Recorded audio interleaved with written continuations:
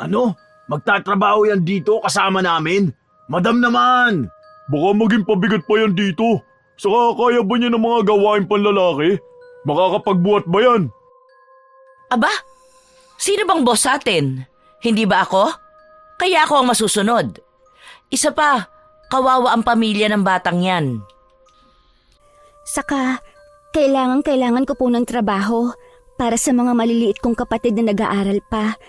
Kakamatay lang po kasi ni Lolo kaya ako na lang ang makakatuwang ng nanay ko. Nakiusap po ako kay Madam Salvi na kung pwede ay mag-apply ako sa kangkungan niya. Hindi po kasi ako tinatanggap sa ibang trabaho. Ito na lang po talaga ang huling chance ko. Huwag po kayo mag-alala. Hindi po ako magiging pabigat sa inyo. Pag-aaralan ko po lahat ng trabaho dito. O, kita nyo na? Yang si Ivy, ang nanay niyan manikurista ko, kaya kilala ko ang batang yan.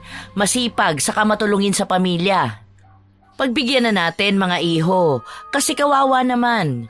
Baka kapag hindi siya nakapagtrabaho sa kangkungan, baka pulutin siya sa kangkungan. Walang maaasahan niyang batang yan sa nanay niya. Bahala kayo, madam. Basta ba hindi siya makakasagabal sa amin eh. Hoy, babae pa rin yang si Ivy ha. Hindi porket panlalaki ang trabaho rito, hahayaan nyo na lang. Hanggat maaari, huwag ninyong pagbubuhatin ng sobrang bigat. Alalayan ninyo kung kinakailangan. Ay, si madam talaga. Nagdagdag pa ng... Nang ano? Hoy! Bumalik na kayo sa trabaho! Ikaw naman, Ivy, mag-bundle ka na lang muna ng mga kangkong sa plastic. Atras yan. Kailangan i-deliver sa palengke bago mag-alas 10. Sumunod ka sa mga kasama mo ha, lalo na kay Roderick. Siya ang pinakamatanda rito at pinagtitiwalaan ko sa pangangalaga ng kangkungan kapag wala ako. Sige po. O paano? Mauna na ako ha, may pupuntahan pa kami ng asawa ko. Tumalikod na ang ginang at naglakad palayo. Sinundan pa ito ng tingin ni Ivy dahil hindi ito mapakali. Parang hindi siya komportable na maiwan sa piling ni na Roderick at Jimboy. Naisip niyang hindi magiging maganda ang pakisama sa kanya ng dalawa. Iniwan lang siya ng ginang sa tabi ng mga kangkong na ilalagay niya sa plastic. Medyo malapit lang ang kinaroroonan ng mga lalaki, kaya naririnig niya ang pag-uusap nila tungkol sa kanya. Parang hindi man lang naiisip ng mga ito na naroon lang siya. Hindi ba yung nanay niya ay kirida kaya nilayasan ng asawa? Tapos yung lolo niya na sabungero. Ang bali-balita ay nagnakaw daw ng manok kaya siguro napatay. Marami ring galit dun kasi kahit si Kapitan kinakalaban eh. Tignan mo na pala, napag-initan ng kung sinong tarantado. Hoy! Hindi totoo ang sinasabi ninyo. Hindi magnanakaw ang lolo ko. Huwag nga kayo magbintang ng kung ano-ano.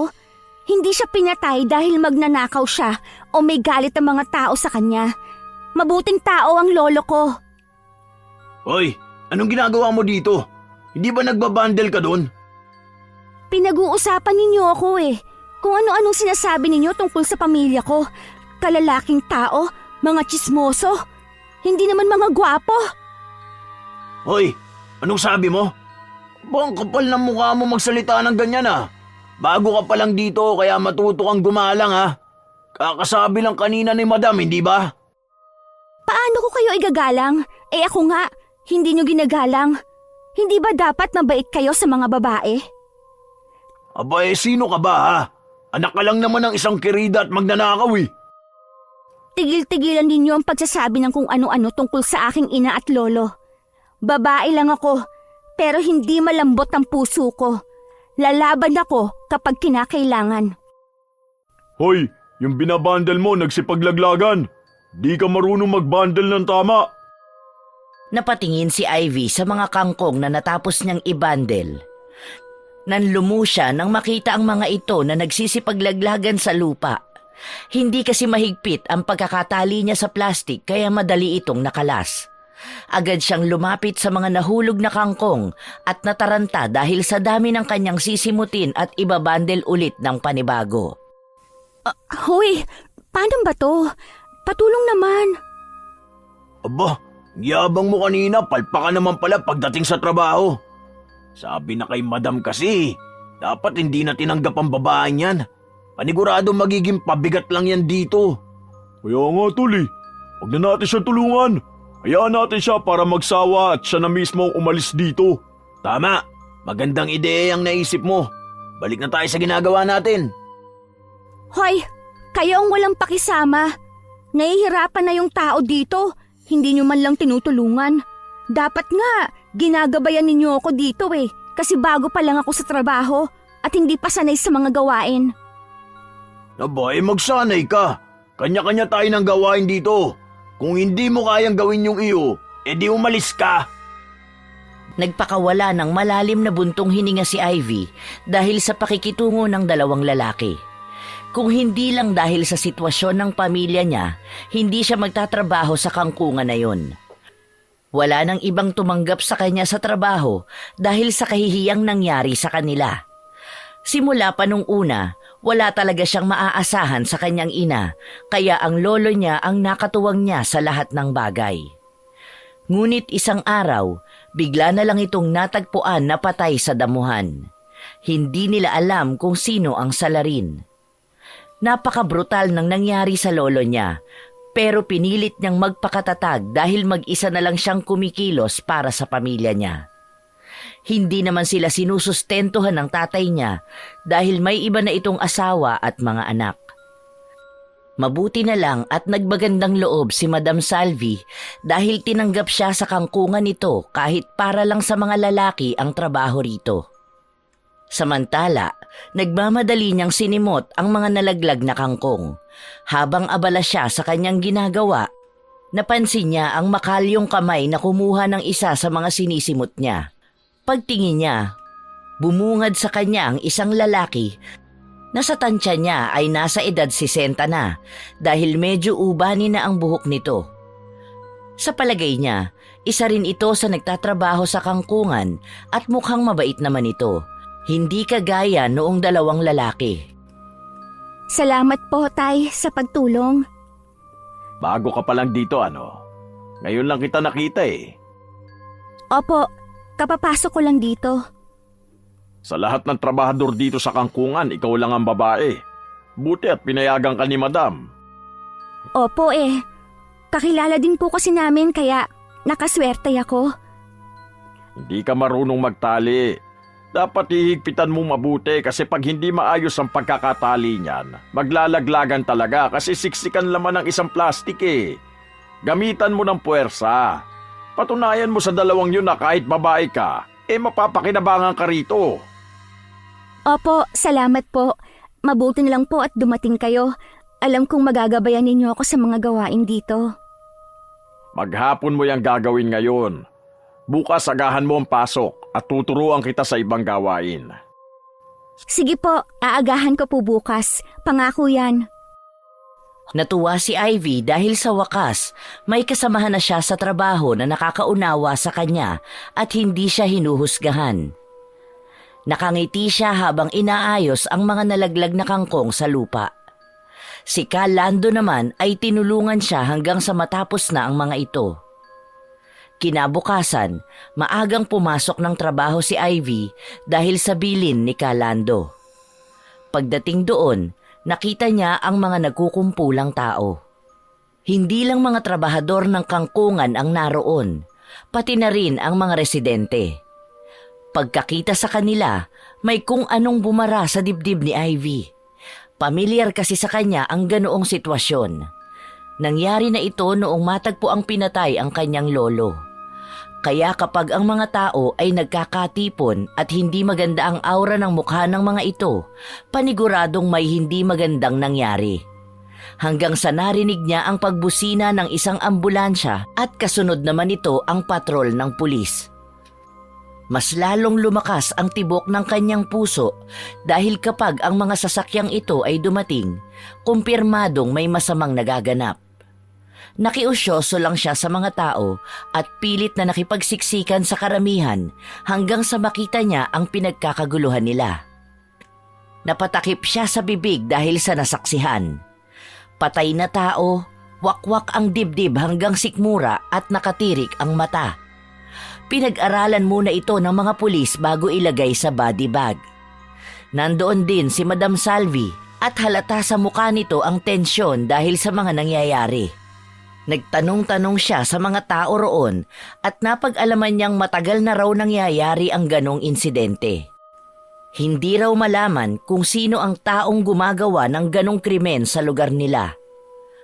Kagaya ng lolo niya, hindi rin maintindihan kung sino ang salarin. Hindi niya lang alam na hindi lang pala sa lolo niya unang beses na nangyari yun. Masyado siyang nag-focus noon sa pagdadalamhati dito at pagdadala ng mabigat na pasanin ng pamilya niya. Napag-alaman din niya na ang mga bangkay na natagpuan ay isa sa mga trabahador sa kangkungan. Hindi pumasok si Kalando ng araw na yun. Nagkaroon ng hinala si Ivy dahil sa narinig niyang pinag-uusapan ni na Roderick at Jimboy. Sigurado ko na ang pumatay sa taong yun ay walang iba kundi si Kalando. Hindi ba yung si Robert kaaway na matandang yun dahil lagi siyang pinag-iinitan? Yun din ang sabi nung Ali kanina eh. Kagabi daw, pagkatapos nating umalis, nakita yung dalawa na magkasama.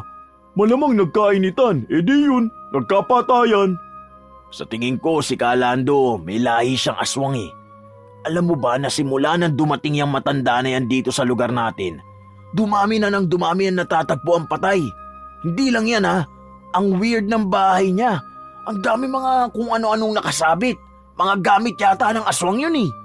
Siguro nga tama ka. Di rin magandang hinala ako sa matandang yan eh. Kaya siguro hindi siya pumasok kasi natatakot siyang magpakita dahil sa ginawa niya. Hoy! Nagchichismisan na naman kayong dalawa dyan sa halip na nagtatrabaho. Wala na nga dito yung tao. Pinag-uusapan nyo pa at pinag-iisipan ng kung ano-ano. Ikaw, bakit ka nandito? Bakit ka nakikialam sa usapan namin? Hindi ba dapat nagtatrabaho ka? Paano ako makakagawa ng maayos dito? Ang ingay-ingay ninyo.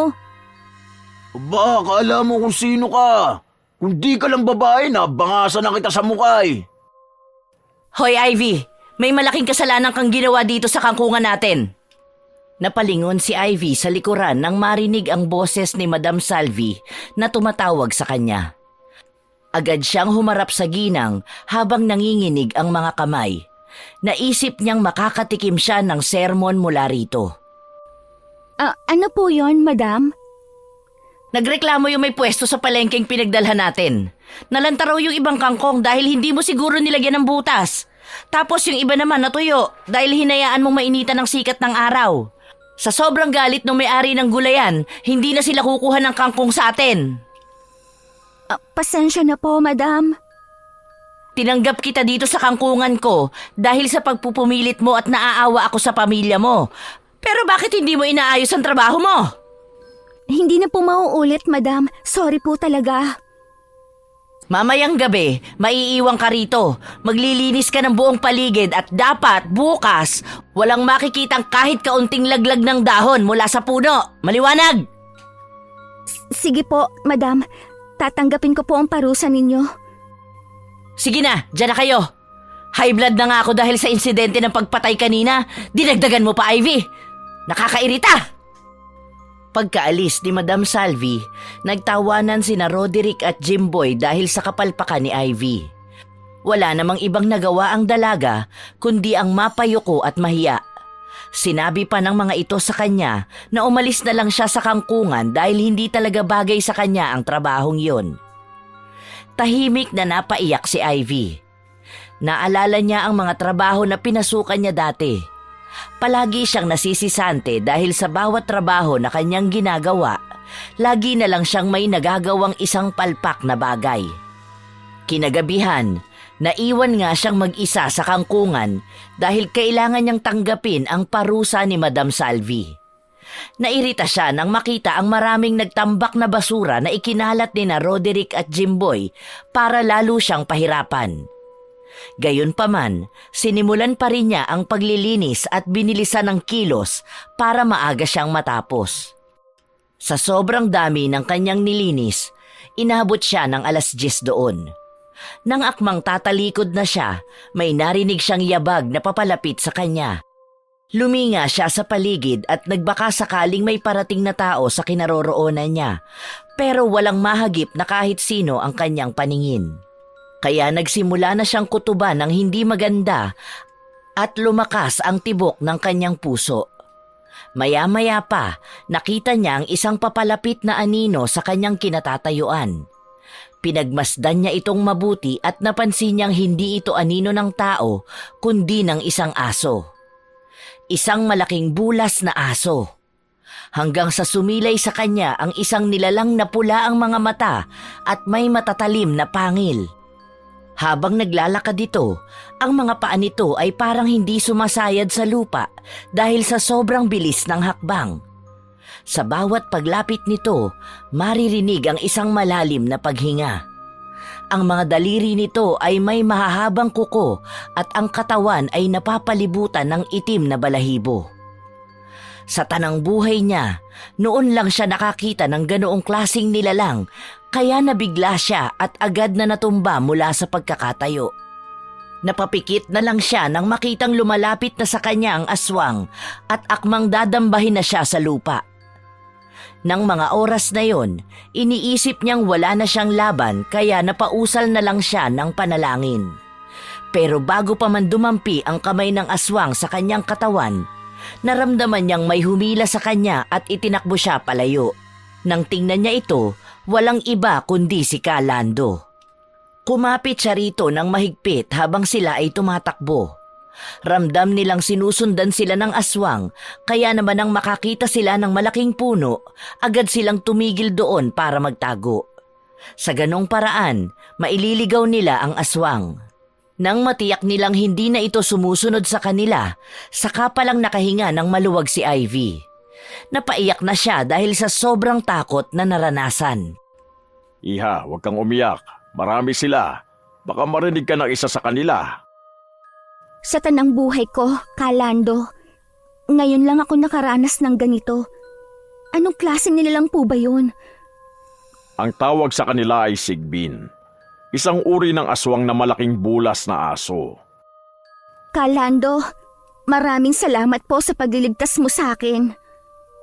Walang anuman, Iha. Sa gabi ay talagang pumupunta ako sa kangkungan para mag-usisa sa kanila at magligtas ng mga tao hanggat kaya ko. Manatili pa tayo dito ng kaunting minuto. Saka na tayo umalis kapag sigurado na tayong ligtas na. Opo. Mga ilang sandali pa, muli na naman silang nakarinig ng mga yabag.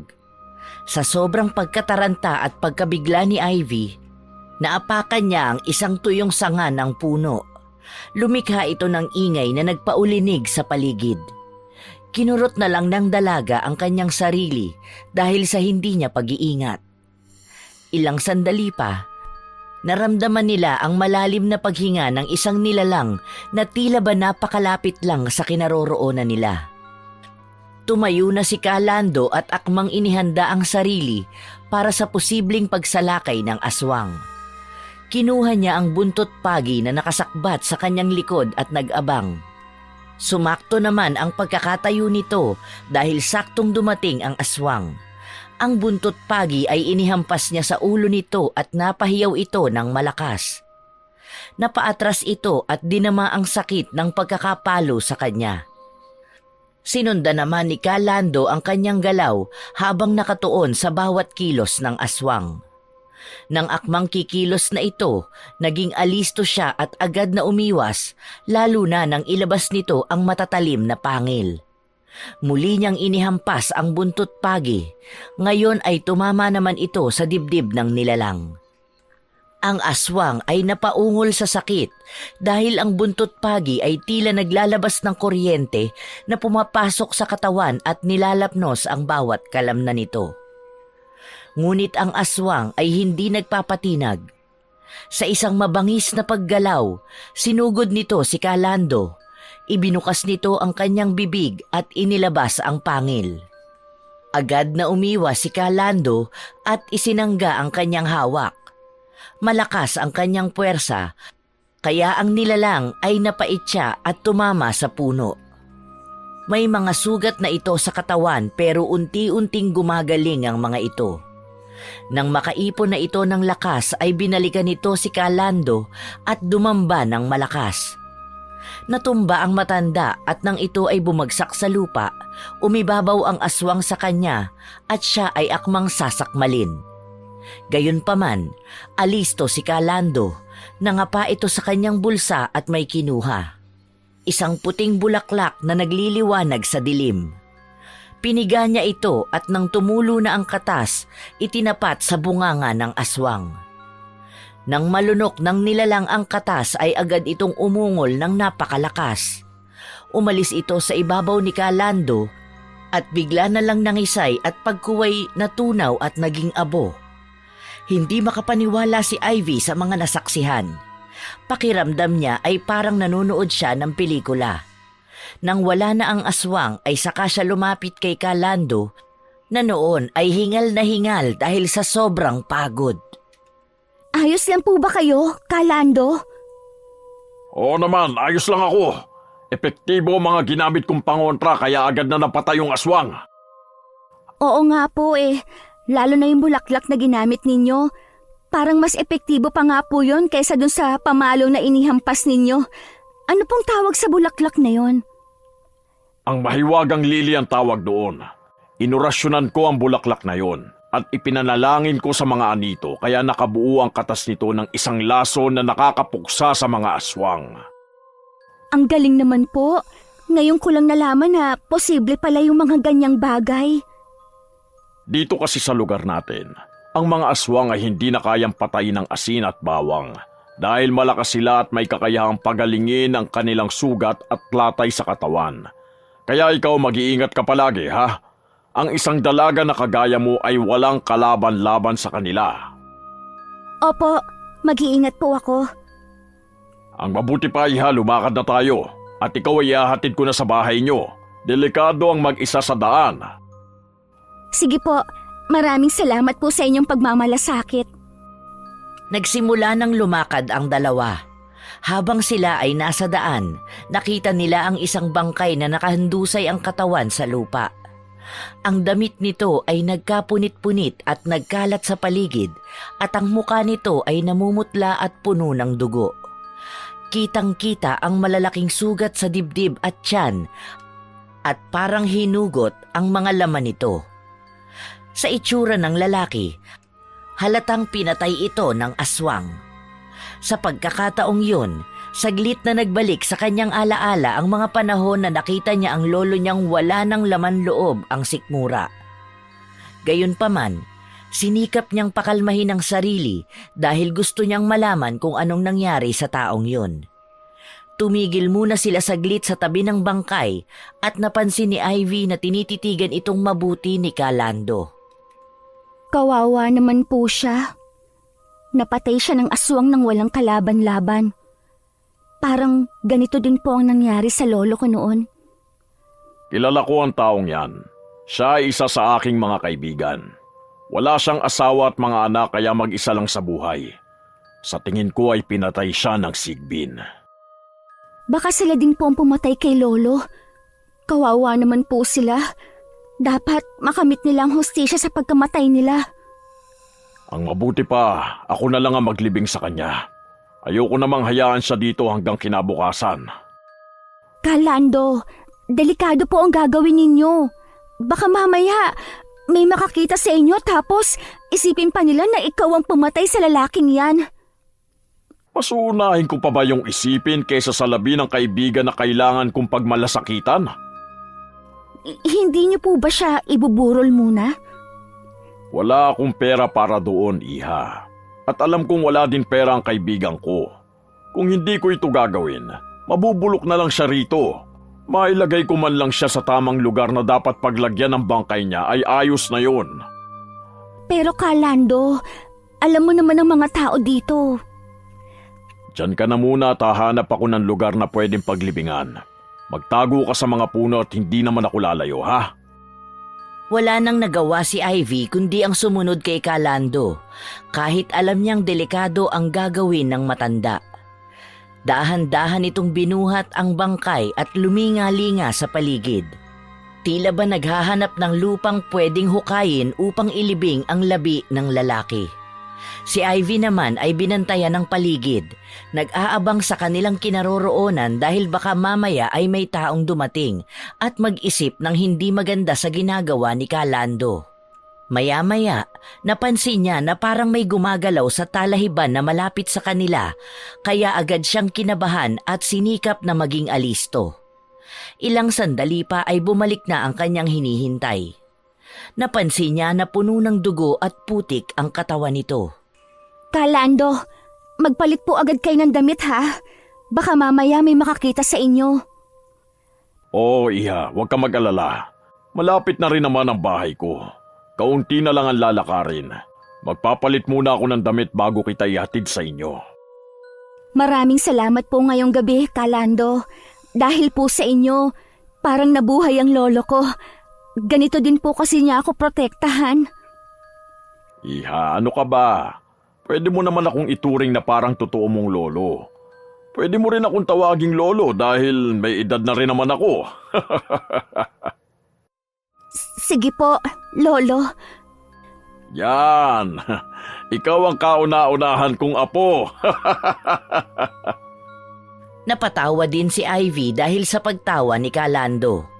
Nang gabing yun ay nakauwi siya ng ligtas dahil inihatid siya nito sa kanilang bahay. Labis ang pasasalamat niya rito dahil sa pagmamalasakit na ipinamalas nito sa kanya.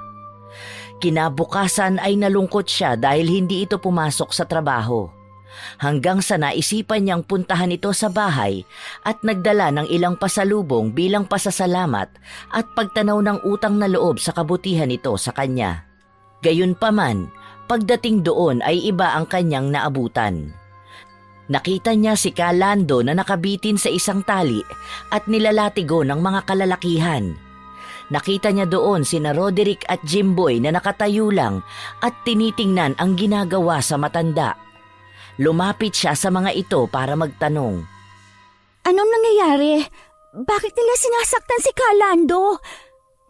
Yang Kalando mong yan, may nakahuli na kagabi. Siya nga ang serial killer dito sa lugar natin. May nakakita sa kanyang buhat niya ang isang patay na lalaki tapos nilibing ito sa lupa. Sabi na sa'yo may lahing aswang ang matandang yan. Ano? Hindi totoong sinasabi ninyo. Hindi pumapatay si Kalando at yung nangyari kagabi. Ako magpapatunay na hindi siya ang pumatay sa lalaki dahil kasama niya ako. Nakita lang namin yung bangkay at dahil kilala siya ni Kalando, siya na ang naglibing sa bangkay. Saka alam ko na kung anong pumapatay sa mga tao sa lugar natin. Hindi sila tao, kundi mga aswang na kung tawagin ay sigbin. Sigbin? Anong pinagsasasabi mo? Umalis ka na nga lang dito kung wala kang masasabing matino. Hindi ako aalis dito. Patutunayan ko sa kanila na hindi totoo ang paratang nila kay Kalando. Di patunayan mo. Ang tanong, maniniwala ba sila sa'yo? Sa kabila ng sinabing yon ni Roderick, hindi pa rin nagpatinag si Ivy. Tumayo siya sa gitna ng mga taong nagkukumpulan sa paligid ni Kalando. Sinabi niya sa mga ito na mali sila ng paratang sa kanya dahil nakita niya ang lahat ng pangyayari. Sinabi din niya na alam na niya kung anong klaseng nilalang ang gumagawa ng mga pagpatay sa lugar nila. Sa kabila ng pagsisikap niyang ipaunawa sa mga ito ang katotohanan, wala pa ring naniwala sa kanya at pinagtawanan lang siya ng mga tao. Ipinagpatuloy lang nila ang pagpapahirap kay Kalando hanggang sa tuluyan ng manghina ang katawan ng matanda. Nakita ni Ivy na halos naghahabol na ito ng hininga kaya hindi niya mapigilan ang sarili na lapitan ito. Pinigilan niya ang mga lalaki sa ginagawa nila at lumapit siya kay Kalando. Niyakap niya ang duguan nitong katawan. Kalando, Lolo, bakit ninyo po hinayaan ang sarili niyo na saktan ng mga taong ito? Alam niyo naman po na wala kayong kasalanan, hindi ba? Dapat lumaban kayo. Dapat pinagtanggol ninyo ang sarili ninyo. Hindi nila alam ang ginagawa nila, Apo.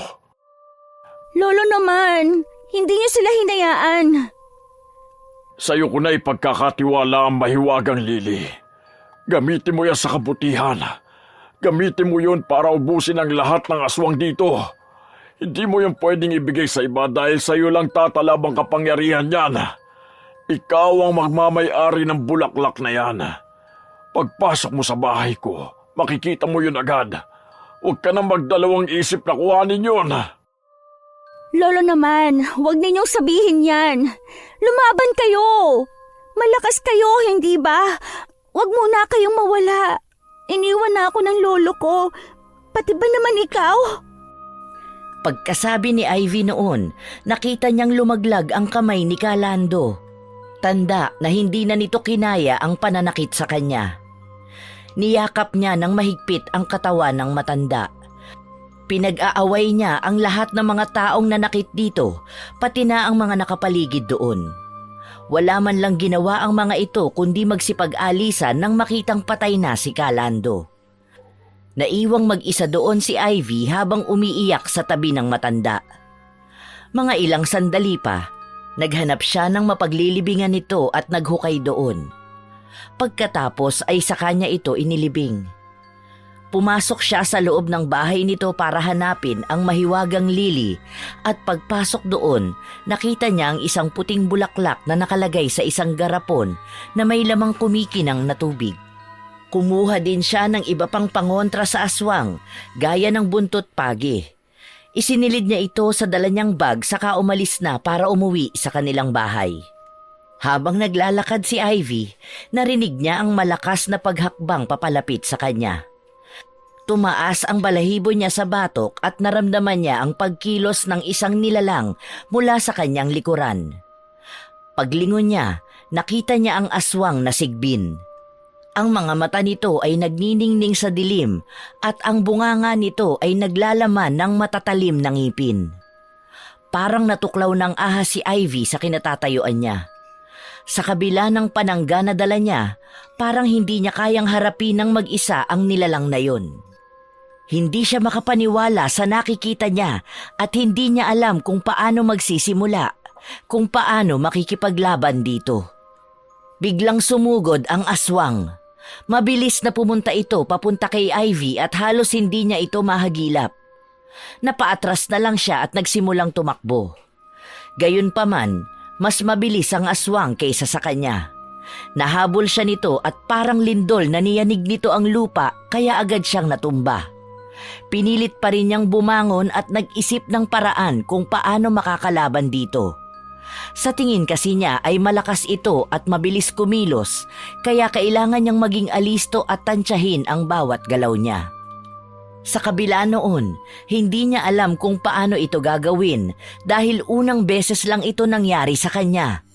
Sinimulan na ng Sigbin na manipulahin ang mga anino sa paligid at hindi makakita si Ivy dahil dumilim ang kanyang kinaroroonan dahil sa dami ng mga anino na nakapaligid. Siguro ay ginawa ito ng aswang para hindi na siya makatakas pa, kaya naman ang mga sandaling yon ay tanging ang malaking bulas lang na aso ang kanyang nakikita. Hindi nagpatinag si Ivy.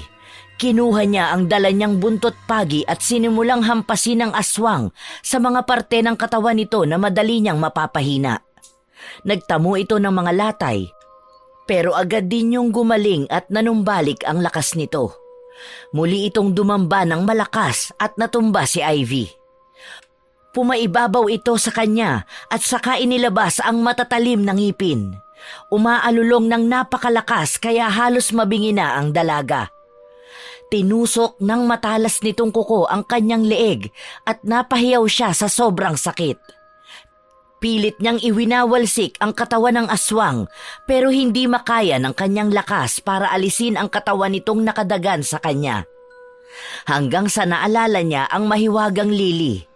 Bagamat nahihirapan siyang gumalaw, pilit niya itong kinuha sa kanyang bag. Nang mailabas niya ito, pilit niyang piniga ang bulaklak. Nang kumatas ito, pilit niyang inilapit sa bunganga ng aswang.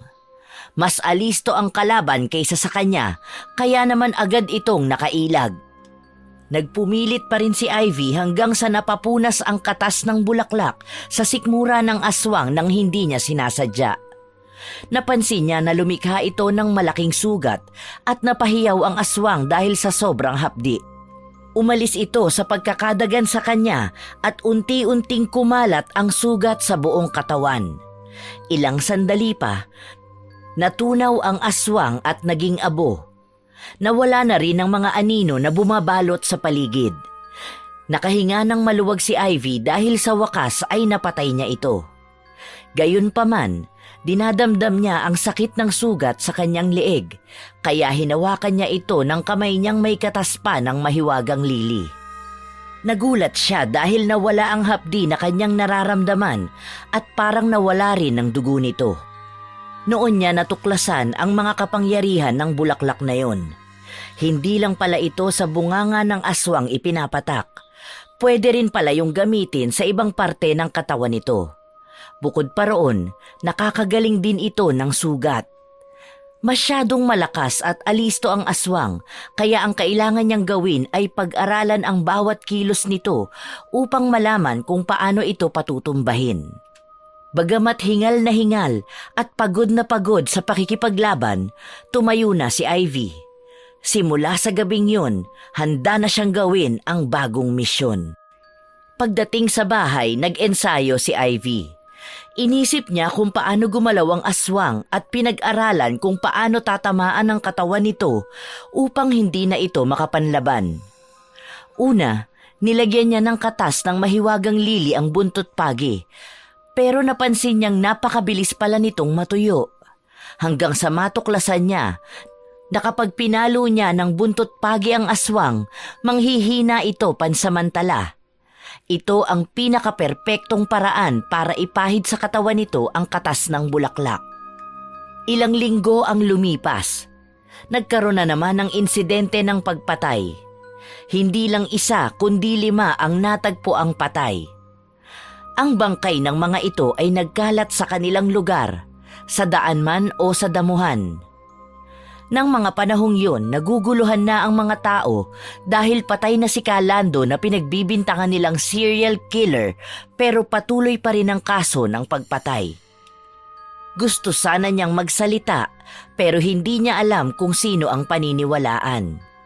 Habang nagtatrabaho sa kangkungan, tuliro ang kanyang isip dahil iniisip niya kung bakit napakarami yata ng mga ito at hindi nauubos. Nagulat siya nang bigla na lang siyang batukan ng isang lalaki. Pagharap niya rito, si Roderick ang bumungad sa kanya. Hoy, Ivy, may papagawa sana ako sa'yo eh. Ano yung ipagagawa mo? Hindi ba alam mo ang bahay ni na Madam Salvi? Maghapon kasi siyang hindi pumunta sa kangkungan. Ngayon ang araw ng sahuran. Bakit? Hindi niyo ba alam kung saan ang bahay niya? Hindi ba kayo ang matagal na niyang tauhan? Alam namin, pero pwede bang ikaw na lang ang kumuha ng pera sa kanya? May pupuntahan kasi kami nitong si Jimboy eh. Ano bang pupuntahan ninyo? Mahalaga ba yan? Kasi kung hindi yan mahalaga, baka pwedeng kayo na lang ang kumuha. Hindi yung iuutos niyo pa sa akin. Sumunod ka na lang kasi sa amin. Mahirap ba yun? Sasahod ka rin naman, di ba? Makikinabang ka rin sa ipapagawa namin sa'yo. Ang mga taong ito talaga, walang pakisama. Nakakainis! Bagamat labag sa loob, napilitan si Ivy na puntahan ang bahay ni Madam Salvi. Mabuti na lang at natandaan niya ang daan papunta rito dahil minsan na siyang naisama ng kanyang ina rito noong bata pa siya.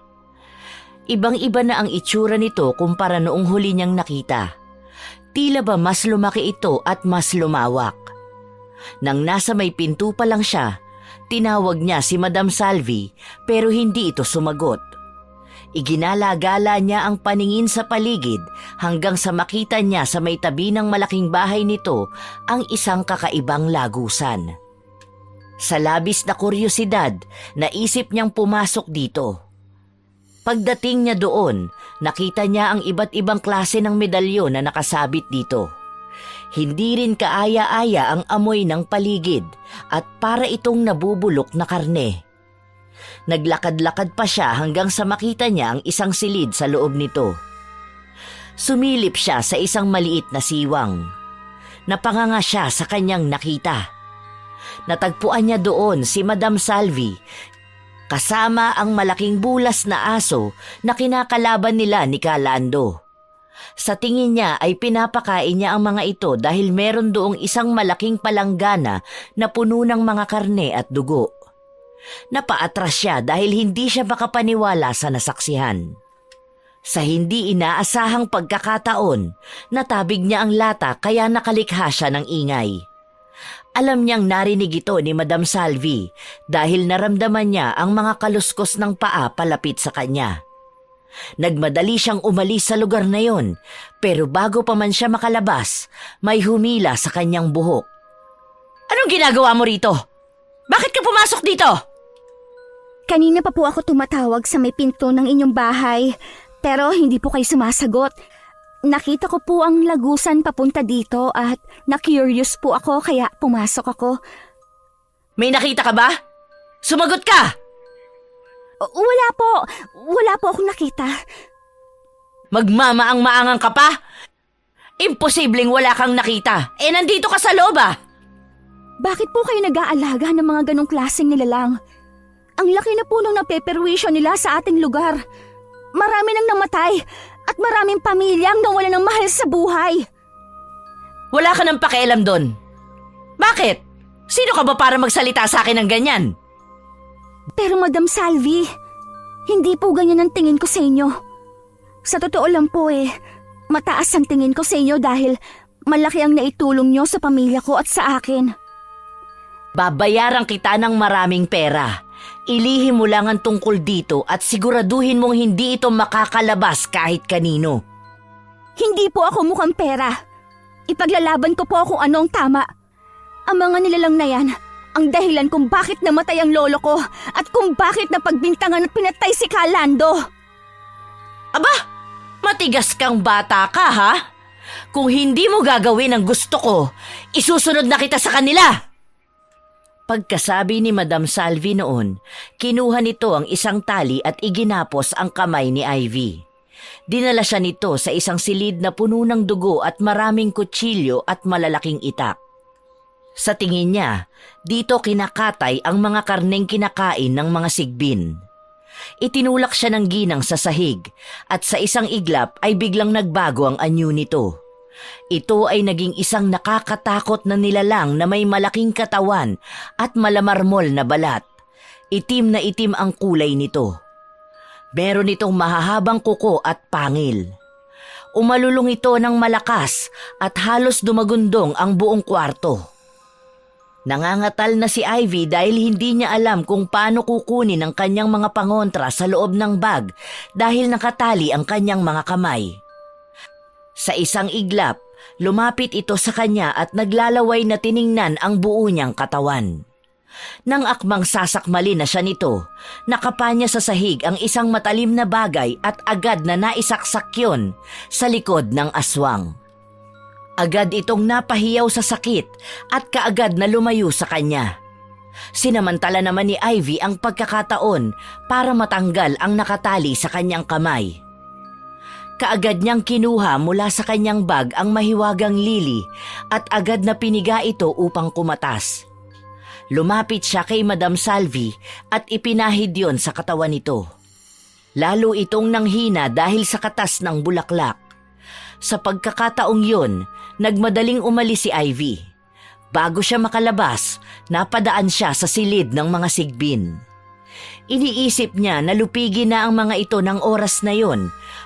Pero nang makita niya kung gaano karami ang bilang ng mga ito, hindi na niya itinuloy. Lumabas na siya sa lugar na yon at dumaan sa lagusang dinaanan niya kanina. Dahil sa katas ng mahiwagang lili, kampante na siyang wala na si Madam Salvi na isa rin palang aswang. Pero kailangan niyang paghandaan kung paano lulupigin ang mga sigbin dahil napakarami ng mga ito. Sa kanyang paglalakad, nakasalubong niya sina Roderick at Jimboy. Anong ginagawa niyo dito? Sinundan ka namin dito kasi napakatagal mong dumating. Kanina pa namin hinihintay yung sahod Ano bang ginawa mo doon ha? Wala naman. Nagkwentuhan lang kami ni Madam Salvi. Nasaan na yung sahod? Ibigay mo na sa akin. Wala. Hindi ko pa nakuha eh. Wala ka talagang silbi kahit kailan. Palpa ka na nga sa trabaho, hindi ka pa maasahan sa mga ganitong bagay. Kami na nga lang ang kukuha. Total, nandito na rin lang naman kami. Huwag kayong pupunta sa bahay ni Madam Salvi. Pakiusap. Ano? Bakit naman ayaw mo kaming papuntahin doon? Di mo na nga kinuha yung sahod, pipigilan mo pa kami. Anong dahilan? Siguro naibulsa mo na lahat ng sahod natin, oh. Hindi naman sa ganon. May kakaiba kasi sa bahay ni Madam Salvi. At baka hindi niyo sila kayang labanan. Saka si Madam Salvi, hindi siya tao. Siya ay isang aswang. Ha? Anong sinasabi mo dyan? Dinadamay mo pa si Madam Salvi sa mga kabobohan mo. Totoo ang sinasabi ko. Maniwala kayo sa akin. Tara na nga, Jimboy. Hayaan na natin ang babaeng yan. Kapag nakuha na natin ang sahod, wag na lang natin ibigay yung sa kanya.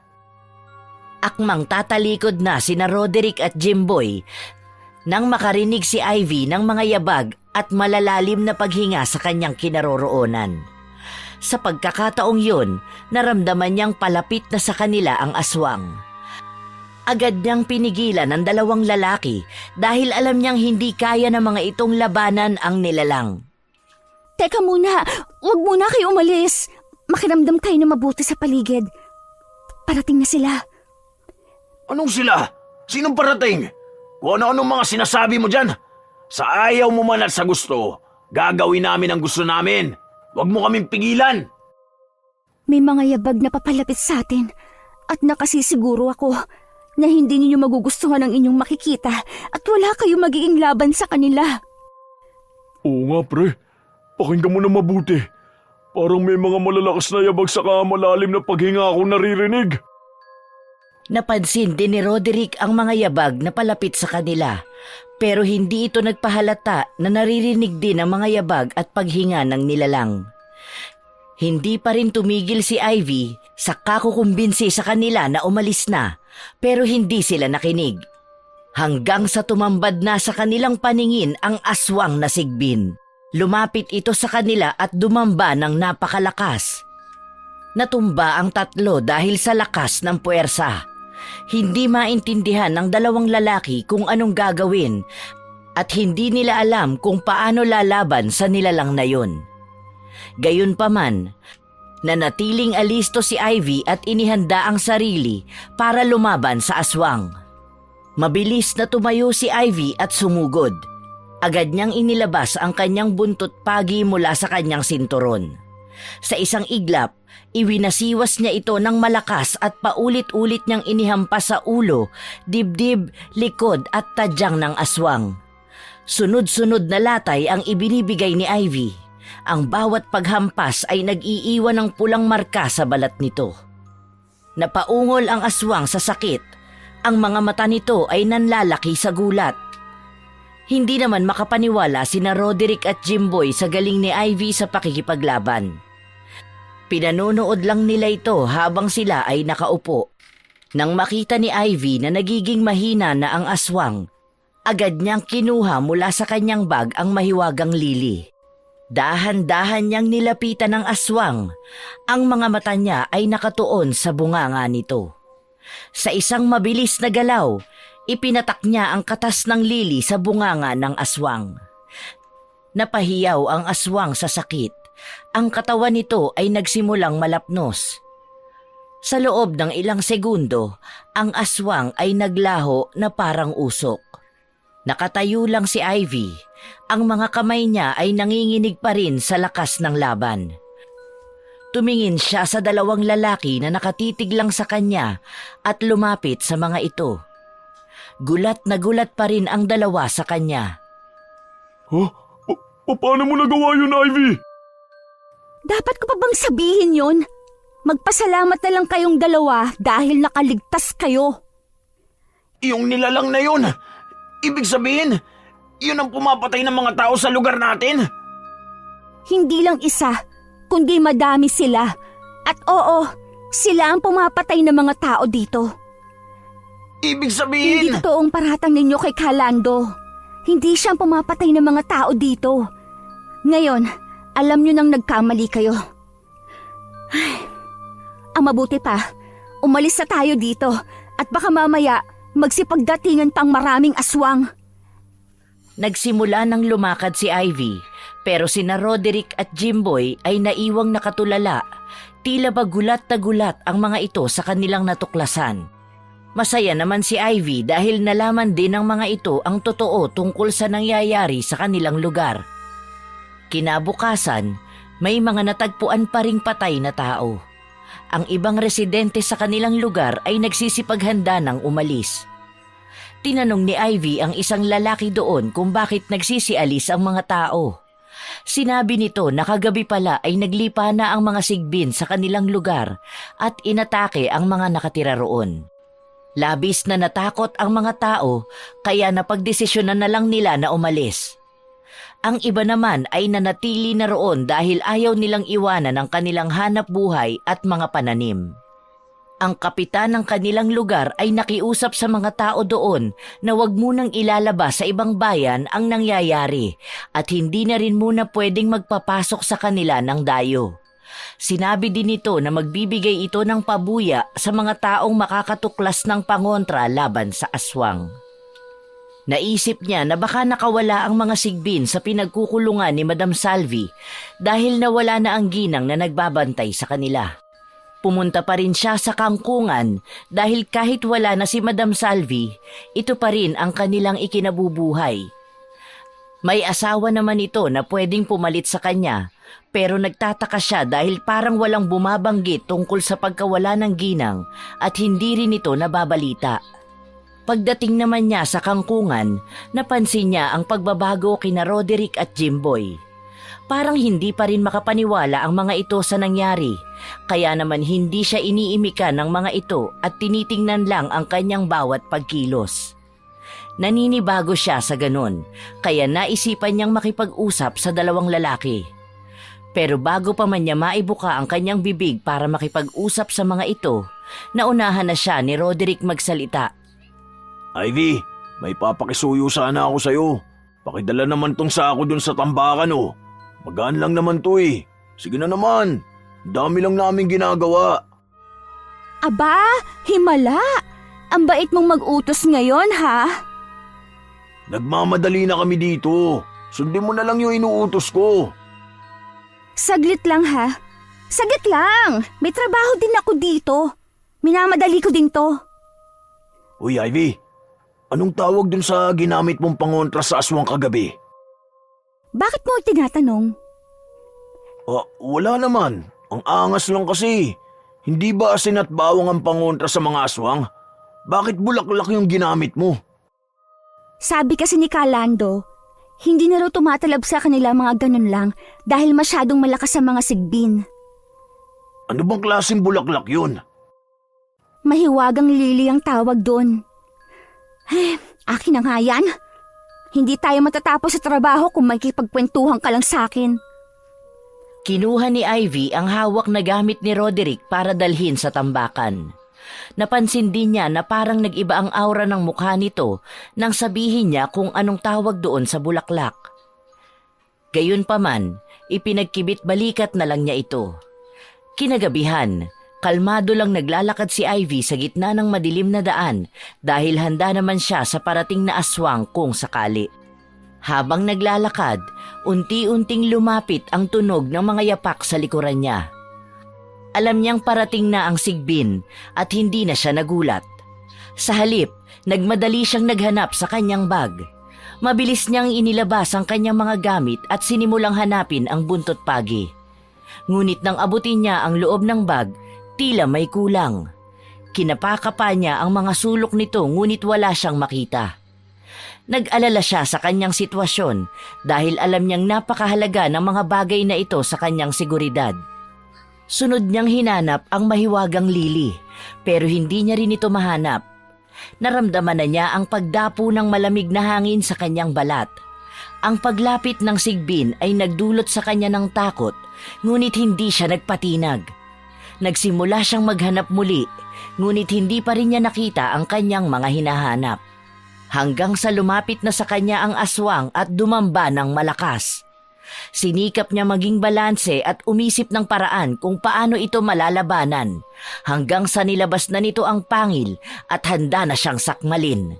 Kinuha na lang niya ang tuyong sanga sa lupa saka inihampas dito. Pagkatapos ay kumaripas na siya ng takbo. Mabuti na lang at nakalayo na siya sa aswang at hindi na siya nasundan.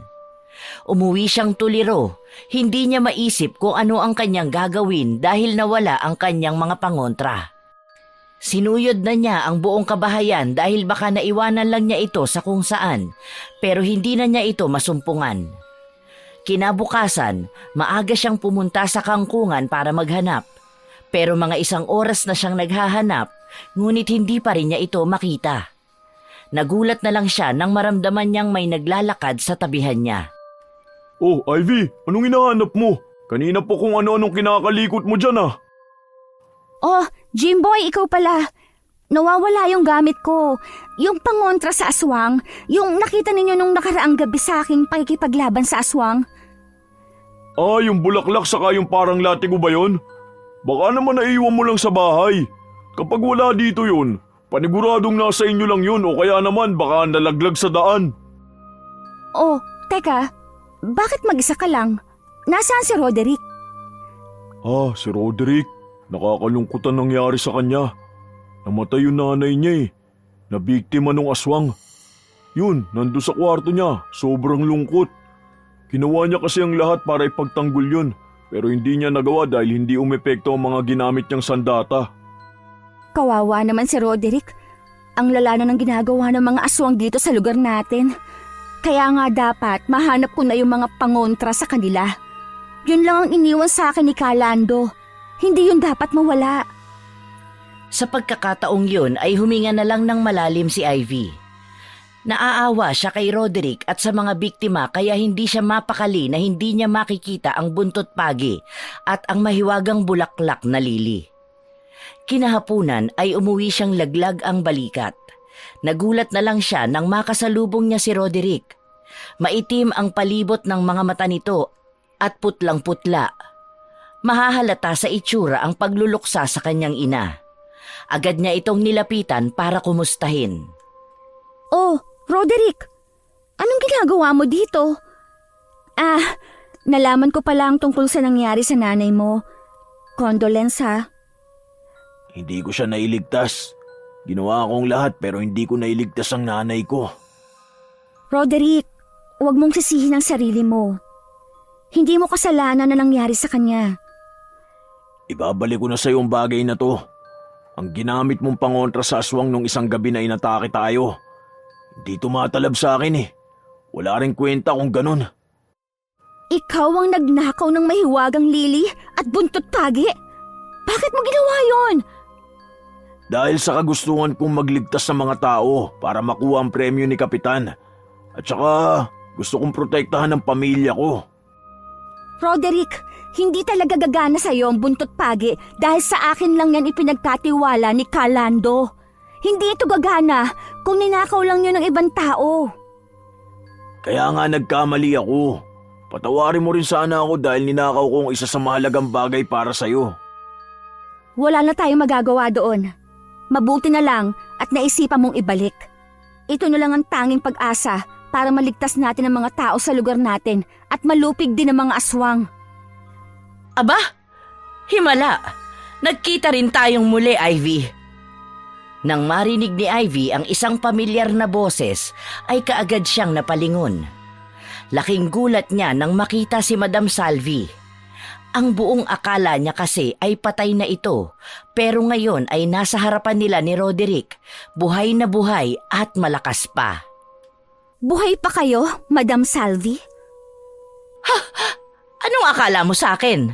Mapapatay din ako ng mga pangontra na nilikha lang ni Kalando para sa mga sigbin? Anong sinasabi niya? Ito ba yung nabanggit mo noon na isa siyang aswang?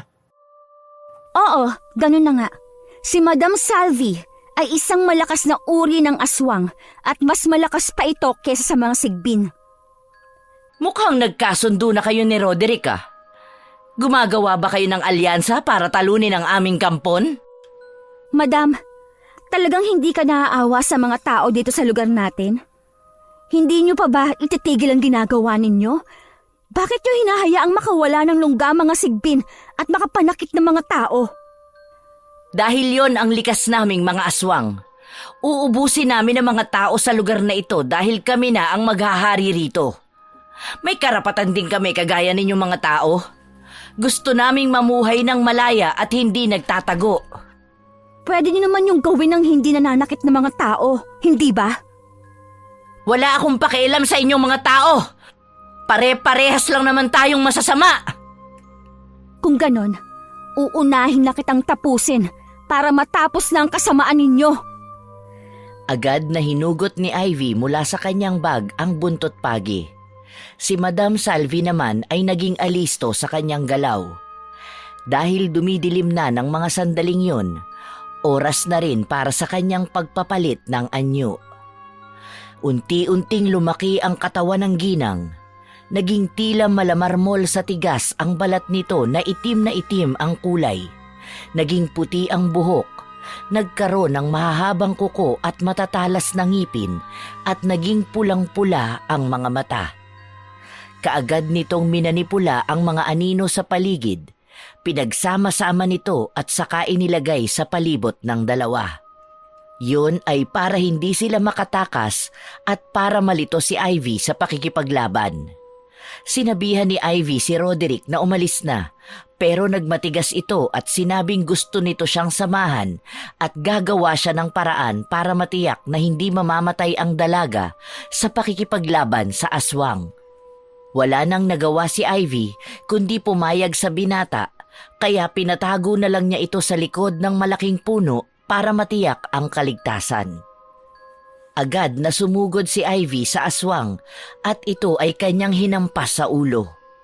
Sa kasamaang palad ay parang hindi man lang ito nasaktan at wala man lang latay na nagmarka sa katawan. Muli niya itong hinampas sa dibdib hanggang sa sikmura pero naabangan ng nilalang ang kanyang kilos kaya agad siya nitong binuhat at pinag-itsahan. Makailang beses ding tumilapon si Ivy. Napakalakas ng puwersa nito at wala siyang magawa. Hanggang sa tinulungan na siya ni Roderick, kinuha nito ang isang matabang sanga ng punong kahoy at inihampas sa aswang pero wala itong nagawa dahil hindi nasasaktan ang nilalang sa tama ng kahoy sa katawan. Ilang beses din na tumilapon ang katawan ng binata hanggang sa sinakmal na siya ng aswang at tinusok ng kuko ang leeg. Napahiyaw sa sakit ang lalaki dahil paunti-unti nang umaagos ang dugo sa kanyang leeg. Naisipan ni Ivy na kuhanin ang mahiwagang lili sa kanyang bag. Kaagad niya itong pinakatas at ang katas ay pinatulo sa mismong katawan ng aswang. Napasigaw ito sa sakit at kaagad na bumitaw kay Roderick. Pinuntahan naman ni Ivy ang kaawa-awang lalaki at pinakatas muli ang bulaklak para pagalingin ang sugat nito. Nagulat na lang siya nang hawakan ni Roderick ang kanyang braso at pinigilan siya sa gagawin niya. Makakatulong ang katas ng mahiwagang lili para gumaling ang sugat mo. Hindi mo na kailangan gawin to, Ivy. Umalis ka na dito. Iligtas mo ang sarili mo habang nanghihina pa si Madam Salvi. Hindi siya natunaw at naging abo sa loob ng ilang minuto. Ibig sabihin, manunumpalik pa ang kanyang lakas at hindi mo na kaya makipaglaban sa kanya. Anong pinabalak mong gawin? Ipapain mo ba ang sarili mo? Hindi! Hindi ko pwedeng hayaan ng ganon. Pero ikaw lang ang makakapagpagana sa kapangyarihan ng mahiwagang lili. Kung mamamatay ka, sino na magliligtas sa mga tao? Paano ang naiwan kong pamilya? Si Jimboy! Paano na si Jimboy? Pero hindi mo ito pwedeng gawin. Hindi ka pwedeng mamatay. Kailangan ka ng mga kapatid mo. Mas kailangan ka nila. Maililigtas mo sila pero ako hindi. Pakiusap, umalis ka na. Pakiusap, umalis na lang tayo dito pareho. Hindi kita matitiis kahit palagi mo akong inaaway. Patawarin mo ko kung palagi kitang inaaway noon. Ngayon ko napatunayan na kahit isa kang babae at produkto ng magulong pamilya, magagawa mo pa rin iligtas at ipagtanggol ang ating lugar laban sa mga aswang. Kaya hinihiling ko sa iyo na patuloy ka mabuhay hanggang sa maubos silang lahat sa lugar natin. Kung yan ang gusto mo, Hindi kita bibiguin. Poprotektahan ko ang pamilya mo at mga kapatid mo. Uubusin ko ang lahat ng aswang sa lugar natin at ililigtas ko ang lahat ng mga residente dito. Isang mapait na ngiti ang sumilay sa labi ni Roderick pagkasabi niya noon. Labis na ang panghihina ng binata at kapansin-pansin na ang pagbabago sa kanyang anyo dahil nalalaso na ng laway ng aswang ang kanyang katawan. Malayo na siya sa dating Roderick. Bumitaw si Ivy sa pagkakahawa kay Roderick at mabilis na tumakbo palayo. Ang aswang na si Madam Salvi naman ay patuloy na nanghihina at nangingisay dahil sa epekto ng mahiwagang lili. Tumulo ang mga luha ni Ivy habang tumatakbo siya. Hindi pa rin niya matanggap na may isang taong nagsakripisyo ng buhay para sa kanya. Gayunpaman, alang-alang sa mga huling salita ni Roderick, nagpakatatag siya at ipinangako sa sarili na tutuparin niya ang pangako niya sa binata. Kinabukasan, natagpuan ng mga tao ang bangkay ni Roderick sa lugar na pinag-iwanan ni Ivy. Hindi pa rin pinapapasok ang mga pulis doon kaya't nagkukumpulan ng mga tao sa paligid. Napakalala ng nangyari sa katawan ni Roderick. Gulagulanit ang kanyang damit, nakaluwa ang mga mata, wakwak ang lalamunan hanggang sikmura at putol ang dalawang paa. Sa gitna ng mga nagkukumpulang tao ay naroon si Jimboy. Napakalungkot ng itsura at hindi makapaniwala sa nangyari sa kanyang kaibigan. Nang makita ito ni Ivy, kaagad siyang lumapit upang palakasin ang loob nito. Alam niyang nagdadalamhati si Jimboy sa pagkawala ng isang taong mahalaga sa buhay niya. Tinapik ni Ivy ang balikat ng binata nang makalapit siya rito. Bakit sa dami ng tao si Roderick pa? Kamamatay lang ng nanay niya tapos sumunod naman siya agad. Parang kapatid na ang turing ko sa kanya eh. Dahil nung iniwan ako ng kuya ko, siya na ang nakasama ko sa lahat ng bagay. Isinakripisyo niya ang sarili niya para sa kaligtasan ng lahat. Nandun ka nung patay siya ng aswang? Bakit hindi mo siya iniligtas? Hindi ba marunong ka makipaglaban at meron ka mga pangontra laban sa mga lintik na nilalang na yun? Gustuhin ko man na iligtas siya kagabi. Pero ipinain niya ang sarili niya para lang mabuhay ako. Para mas marami ang mailigtas ko dahil ang mahiwagang lili ay hindi gumagana sa ibang kamay. Ako lang makakapagpalabas ng kapangyarihan nito. Kung ganun ay huwag mo kaming bibiguin. Ubusin mo lahat ng aswang sa lugar natin. Napapagod na ako sa ganitong sitwasyon. Napapadalas na kasing may natatagpo ang patay eh. Parang hindi ko kakayanin ng mag-isa lang ako. Mas maganda siguro kung madami tayo na magtutulong-tulong. Paano natin gagawin yun? Sa'yo nga lang gumagana ang kapangyarihan ng mahiwagang lili. Di pag-aralan natin. Umisip tayo ng paraan. Malay mo, gumana. Napakarami kasi ng mga sigbin at mukhang hindi ko kakayanin na ubusin silang lahat. Sigurado ka ba nagagana ang naiisip mo? Sisiguraduhin ko. Kung ganun, sige. Papayagan kita. Sasama na ako sa'yo. Natuwa si Ivy dahil sa wakas ay napapayag niya si Jimboy na sumama sa kanya. Nagkasundo silang dalawa na pumunta sa bahay ni Calando upang busisiin ang iba pang pangontra nito at pag-aralan kung paano nagkaroon ng bisa ang mahiwagang lili. Naghintay si Ivy ng halos 1 oras pero hindi pa rin dumarating si Jimboy. Naisipan niyang pumunta na lang sa bahay ng binata. Noong una ay hindi niya alam kung saan ito nakatira pero nahanap niya rin ito sa pamamagitan ng pagtatanong-tanong. Pagdating doon, bumungad sa kanya ang isang magandang hardin kaya naaliw siya sa pagmamasid dito.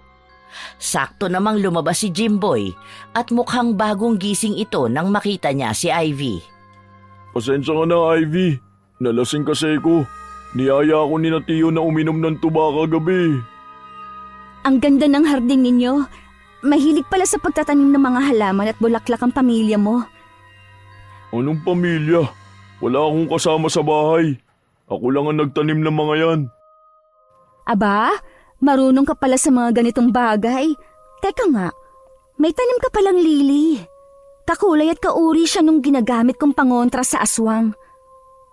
Yan kasi ang pinakapaborito kong bulaklak. Natutuwa talaga ako. Teka nga, kunin ko muna ito saglit. Itatabi ko sa mahiwagang lili. Magkaparehas talaga sila. Ay, para yun lang eh. Para ka naman bata. Sa labis na pagkaaliw ni Ivy sa tanim na lili ni Jimboy, kinuha niya ito at itinabi sa mahiwagang lili. Maingat niyang pinagmasdan at pinagkumpara ang dalawa. Hindi niya akalain na ang makapangyarihang bulaklak na nakapapatay ng aswang ay kapareho lang pala ng mga ordinaryong bulaklak. Sa sobrang tuwa, hindi pa siya nakontento. Kinuha niya mula sa garapon ang mahiwagang lili at sa di inaasahang pagkakataon ay natabig niya ang garapon na may lamang tubig. Natapon ito sa pinaglalagyan ng tanim ni Jimboy. Agad niyang itinayo ang garapon at napansin niya na nagkaroon ng pagbabago sa bulaklak na natapunan ng tubig. Parang nabuhay ito at nagkaroon ng katas. Kinuha ni Jimboy ang kanyang halaman at hindi sinasadyang tumulo rin ang katas sa maliit na sugat sa kanyang daliri. Napansin ni Ivy na unti-unti itong gumaling. Nagulat siya sa nakita at hindi makapaniwala. Jimboy, paano nangyari yun? Itong tanim mong lili na natapunan ng tubig mula sa garapon na pinaglalagyan ng mahiwagang lili. Parang nagkaroon siya ng katas at napagaling nito ang sugat mula sa iyong kamay. Ano ka mo? Oo, totoo. Hindi ako nagkakamali. Tingnan mo, ang daliri mo. Wala nang sugat. Ibig sabihin, kailangan lang palang mapatakan ng tubig mula sa mahiwagang lili ang iba pang bulaklak na kagaya nito. Pero paano natin yung magagawa sa mas marami pang bulaklak? Nauubos naman ang tubig niyan. Napansin ko na kapag inilagay ang mahiwagang lili sa kahit saang tubig, kahit pa sa sapa, kumikintab ang tubig nito. Kung ganun, lahat ng tao ay pwedeng magkaroon ng mahiwagang lili? Kailangan lang ay kanya-kanyang tanim para gumana sa lahat ang kapangyarihan ng bulaklak. Magandang natuklasan natin. Mahihikayat na rin natin ang ibang tao na sumama sa atin para lupigin ang mga sigbin. Tama, kaya simulan na natin bumuo ng plano. Sa pagkakataong yun, nagkasundo ang dalawa. Ipinakita nila sa kapitan ang kanilang nabuong plano. Nanawagan naman ang kapitan sa mga tao sa kanilang lugar na makiisa sa kanilang gagawin na paglupig sa mga aswang. 50 tao lang ang kanilang nakasama dahil ang karamihan sa mga residente ay nagsipag-alisa na. Sinabi nila na alam nila kung ano ang pangontra sa aswang at sumang-ayon naman ang mga ito. Kinumbinsi nila ang bawat isa na magtanim ng lili. Pagkatapos, inilagay ni Ivy ang mahiwagang lili sa sapa at nang ito ay kumintab, inanyayahan niya ang mga tao na kumuha ng tubig dito para gawing pandilig. Ang iba naman ay doon na mismo nagpatubo sa sapa dahil natuklasan din ni Ivy na gumagana pala ang bisa sa kahit anong uri ng lili, mapalupa o mapatubig. Natuwa ang mga tao dahil natuklasan nila na epektibo nga ang kapangyarihan ng bulaklak at nakapagpapagaling din ito ng sugat. Samantala, humanap naman sina Jimboy at Lily ng maraming buntot pagi at nakabili sila ng marami nito sa isang magaling na albularyo sa kabilang bayan. Nabayaran nila ito sa pamamagitan ng pangongolekta ng pera mula sa 50 katao na makakasama nila sa pakikipaglaban sa aswang. Nang mabili nila ito, tinuruan nila ang mga tao kung paano ito gamitin at ipinaliwanag din ni Ivy kung paano nila kailangan bantayan ang galaw at kilos ng aswang para alam nila kung paano makipaglaban dito. Mabuti na lang at nakikinig ang mga tao sa dalaga. Pagsapit ng gabi, nagbigay din sila ng babala sa mga tao na huwag munang lalabas ng bahay upang wala ng sino man ang mabiktima ng sigbin. Dahil dito, wala nang natagpo ang patay sa kanilang lugar.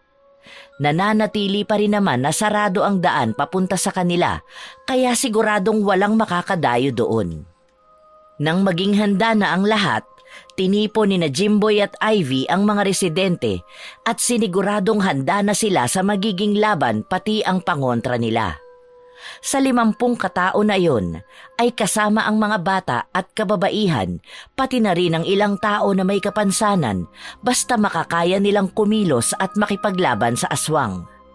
Pinangunahan ni Ivy ang lahat sa mga ito. Sinabi niya kung saan ang lokasyon nakakatagpuan ng mga sigbin.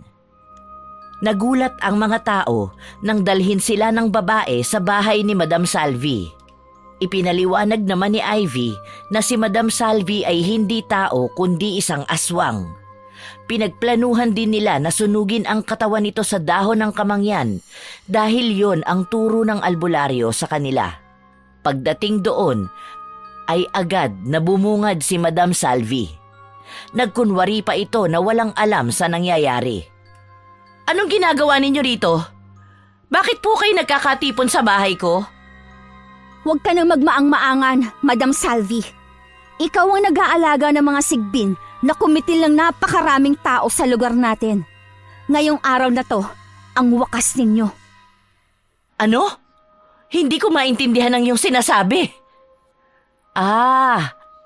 Naku, nababaliw na ang babaeng ito.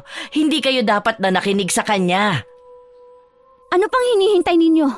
Hulihin niyo na siya at patayin! Nasisiraan ka na ba ng bait? Bakit mo ako ipapapatay? Ano bang masamang ginawa ko para gawin ninyo sa akin ito? Dahil isa kang aswang at dapat nang wakasan ang buhay mo para hindi ka na makapaghasik ng lagim dito sa lugar natin. Ano bang hinihintay ninyo? Hulihin niyo na siya! Lumapit ang 2 lalaki kay Madam Salvi at pinagtulungan nilang igapos ito. Sa pagkakataong yun, nagpalit na ito ng anyo kaya naging mas malakas ito at naiwalsik ang tali sa kanyang katawan. Alisto naman ang ibang tao doon at napagtulungan pa rin nilang igapos ang aswang na ginang. Ang iba naman ay nagsimula ng kumilos. Winasak nila ang pinto papunta sa lagusan kung saan naroon ang mga sigbin. Nagsilabasan ng mga ito at umalulong ng napakalakas. Pinagtulungan ng mga tao na lupigin ang mga sigbin. Matapos nilang latiguhin ang mga ito ng buntot pagi, pinapatakan nila sa bunganga ng katas ng mahiwagang lili. Sina Ivy at Jimboy naman ay nasa tabi ni Madam Salvi. Pinupuno nila ang katawan nito ng katas ng bulaklak para mapanghina ito at hindi makaalis sa pagkakagapos. Hanggang sa malapnos na ang balat nito at nahirapan ng kumilos. Nang mapatay na ang lahat ng aswang, isinunod naman nila ang plano kay Madam Salvi. Kinuha nila ang dahon ng kamangyan at ipinalibot sa nangingisay na katawan ng aswang. Pagkatapos, sinindihan nila ito. Unti-unting nasunog ang katawan nito hanggang sa maging abo. Hindi pa sila nakontento. Sinilaban nila ang lugar na yon at walang maiiwan kahit kaunting bakas ng aswang. Pinanood nila ang pagkasunog ng bahay ni Madam Salvi. Naluluha si Ivy habang tinitingnan nito. Nagtagumpay ang kanilang plano at matatahimik na rin ang mga tao sa kanilang lugar. Ivy! Tagumpay ang plano natin! Napatay si Madam Salvi pati na rin ang lahat ng aswang! Wala nang manggugulo sa atin. Nakamit na rin ni Lolo, Calando, Roderick at iba pang namatay ang hustisya. Pwede na tayo magsimula ulit. Tama. Malaya na tayong gumala tuwing gabi dahil wala nang mananakit sa atin. Maraming salamat, Ivy. Utang na loob namin sa iyo ang lahat ng ito. Nagkamali kami ni Roderick sa panghuhusga sa iyo. Yung inakala naming mahina, siya pa pala ang pinakamalakas. Hindi ko magagawa ang lahat ng ito kung hindi dahil kay Calando. Siya ang nagpalakas ng loob ko. Isang ngiti ang sumilay sa labi ni Ivy matapos niyang sabihin yun. Nagwakas na ang lahi ng mga aswang. Bumalik na rin ang mga nagsipag-alisang residente at binuksan na nila muli ang kanilang lugar para sa mga gustong dumayo. Ang lahat ng yon ay nangyari dahil sa kanilang pagtutulungan at dahil na rin sa mahiwagang lili na iniwan ni Calando. Ang pangyayaring yon ay isang patunay na hindi dapat hinuhusgahan kaagad ang isang tao sa kanilang kahinaan dahil minsan ang taong pinakamahina ay siya pala ang pinakamalakas. Katulad ni Kalando, pinagbintangan na mamamatay pero siya pala ang magliligtas sa mga tao gamit ang pangontra na kanyang inimbento. At si Ivy, na pinag-isipan ni na Roderick at Jimboy na mahina, pero siya pala ang mangunguna sa paglupig sa mga aswang.